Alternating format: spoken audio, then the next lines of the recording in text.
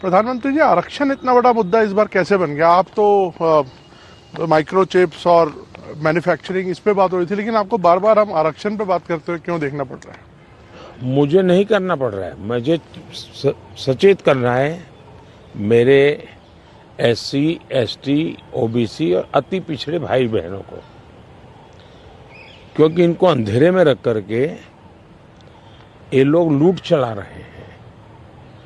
और चुनाव एक ऐसा समय है कि जो सबसे बड़ा संकट आ रहा है उससे देशवासियों को मुझे जागरूक करना चाहिए। और इसलिए मैं आग्रहपूर्वक जनता जनार्दन को समझा रहा हूं,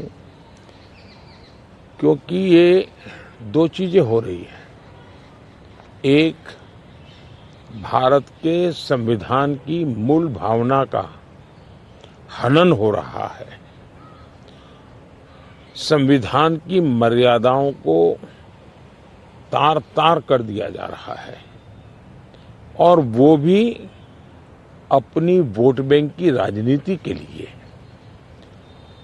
अब मुझे याद है, मैंने हाउस में कभी कांग्रेस के नेताओं को सुना तो वो ये कहते थे कि पीएसयू का प्राइवेटाइजेशन कर रहे हैं आप, तो आप आरक्षण मिटा देना चाहते हैं। अब रियलिटी तो है नहीं, गप्पाजी कर रहे थे।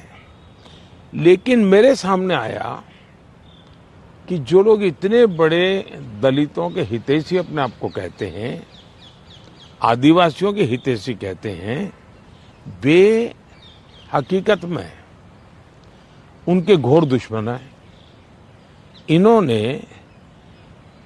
रातों रात एजुकेशनल इंस्टीट्यूशंस को माइनॉरिटी इंस्टीट्यूशंस बना दिया।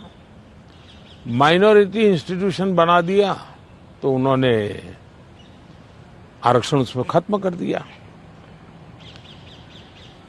अब उनके अधिकार क्षेत्र में नहीं था, वैसा एक नियम बदल दिया उन्होंने, और यूनिवर्सिटी तक को माइनॉरिटी स्टेटस दे दिया।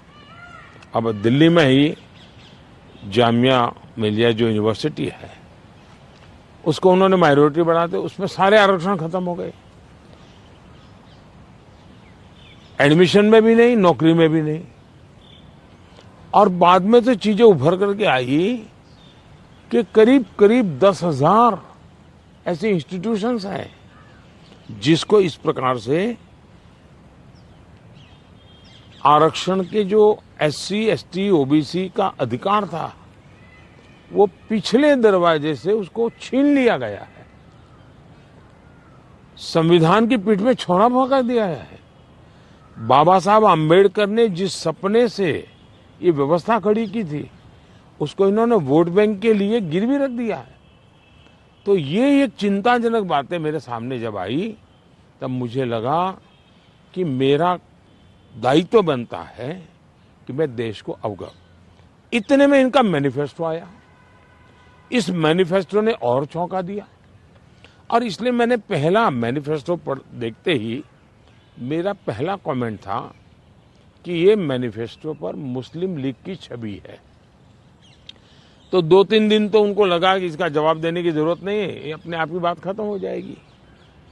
जब उन्होंने कोई जवाब नहीं दिया तो फिर मैं एक एक चीज खोलने लगा। जैसे इस देश में वो ये कहें कि हम खेलकूद में भी माइनॉरिटी के लिए कोटा फिक्स करेंगे।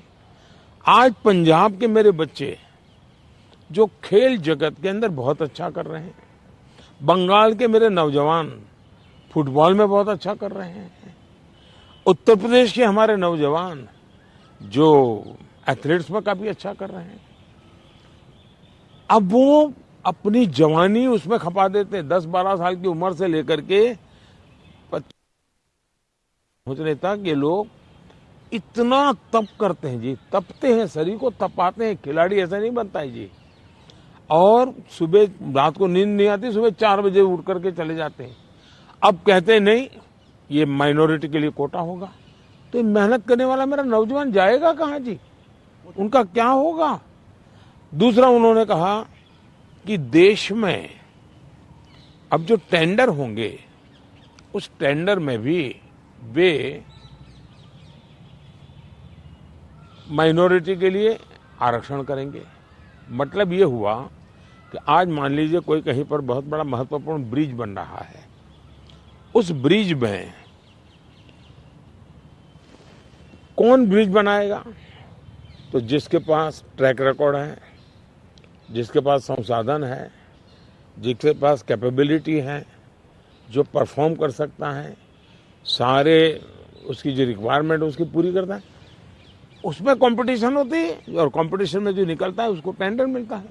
ये कहते नहीं, ये सब बाद में। अब मुझे बताइए, अगर इसी प्रकार से सिर्फ धर्म के आधार पर कोटा दे देंगे, वो ब्रिज बनेगा, लोग मारे जाएंगे, तो कौन जिम्मेवार होगा?